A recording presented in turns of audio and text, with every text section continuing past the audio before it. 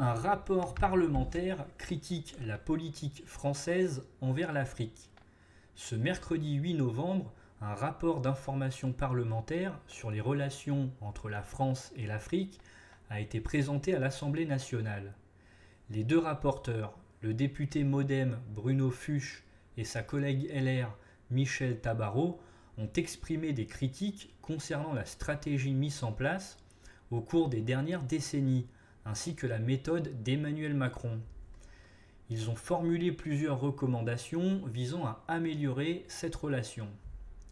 Ce rapport parlementaire, fruit de nombreuses auditions, dont celle de l'ancien président François Hollande et du président nigérian Mohamed Bazoum, évincé lors d'un coup d'État militaire en juillet 2023, aborde divers aspects de la politique française envers l'Afrique. Les députés ont notamment critiqué la politique de la France en ce qui concerne les coups d'État, dénonçant un double standard entre les condamnations dans certains pays, comme au Mali ou au Burkina Faso, et les validations dans d'autres, comme au Tchad. Ils ont également souligné des maladresses vexatoires, tant dans les paroles que dans les actes, qui ont nui aux relations avec certains pays africains. En outre, ils ont critiqué la politique des visas jugée humiliante par les élites africaines. En réponse à ces problèmes, Bruno Fuchs et Michèle Tabarot appellent à plus de cohérence et de respect.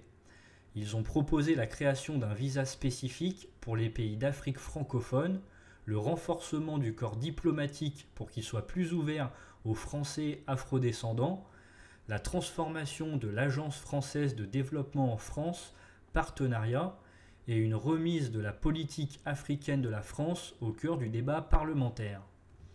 D'autres recommandations incluent l'enseignement de l'Afrique d'aujourd'hui dans les écoles françaises, le développement des études africaines dans les grandes écoles françaises, la possible création d'un institut des hautes études sur l'Afrique et un renforcement des moyens pour les ambassades pour soutenir financièrement des projets sur le terrain.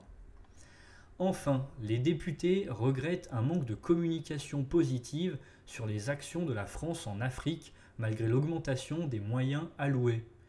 Ils souhaitent mettre en avant ces efforts au lieu de se concentrer principalement sur la communication politique et militaire. Pour ce faire, ils plaident pour un rôle accru de l'audiovisuel public, conformément aux propos du président Emmanuel Macron en août 2023. Qui a souligné le potentiel de RFI et France 24 en tant qu'outil de rayonnement, mais qui a suscité la réaction des sociétés des journalistes des deux médias rappelant leur indépendance.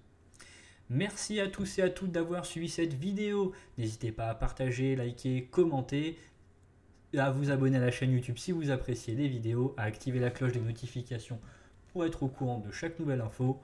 Bonne soirée à tous et à toutes, à la prochaine.